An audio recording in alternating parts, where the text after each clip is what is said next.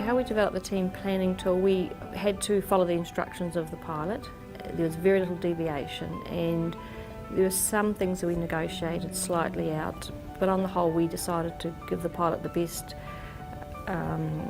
chance of understanding what's happening, how we can teach other people or show other people. We did it pretty much to the set criteria. We looked at the demographics of our community, we looked at the team profile, our skills, we looked at developing a vision for our service, we looked at all our values as a group, which were very interesting, our talents, not just professional talents but our personal talents. We looked at all the strategic documents and all the Bay of Plenty Health Board, the district annual plans. We understood all our professional bodies. We looked at all the 7 real schools, and we marked ourselves against where we were individually against those schools and then as a service. And we held workshops with our clients, our carers, our stakeholders. Our service has really gone leaps and bounds in the last 3 years, because every year we showcase what we've done to our clients, our carers, our stakeholders, and we're really proud of that. The team planning tool is a multi-step process that leads to an end result of having a workforce development plan matched to an operational plan. So it's completely linked, it's measurable, it's attainable, and has outcomes for the service. One of the steps is learning the strategic business, so everybody understands what are the drivers behind our business, matched to what our community need is. One of the other steps is going through the 7 real skills and getting the staff learning about where the staff skills are at and what we need to address to ensure we're delivering to those skills.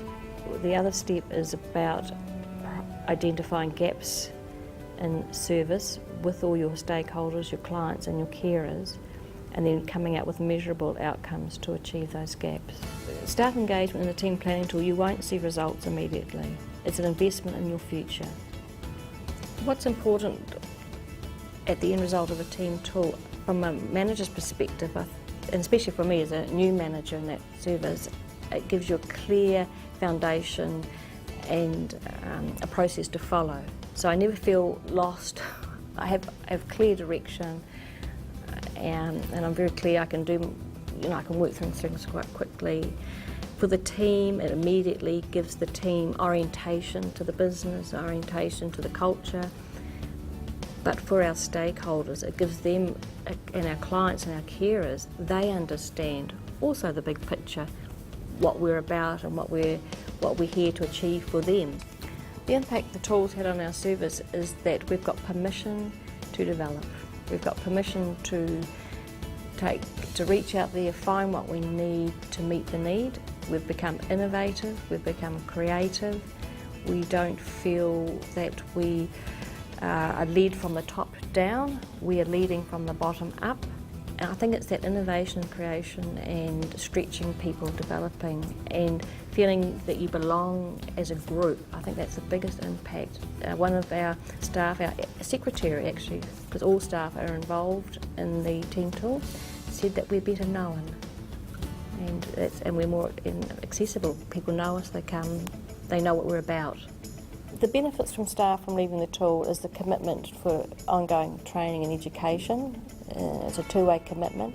The other changes I see in staff are the ownership and goals, is the confidence and the development of staff and the motivation of staff and the belief of all succeeding as a team together and being respectful and working together. I think it's greatly highlighted by using the team tool.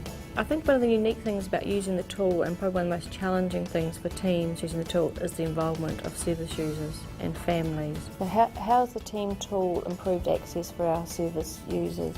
It improved the immediate front entrance for service users in the acute phase, because that was a clearly identified goal, or a gap in our service, so we rectified that immediately. We are well known within the district, we're credible, and people will openly refer to us.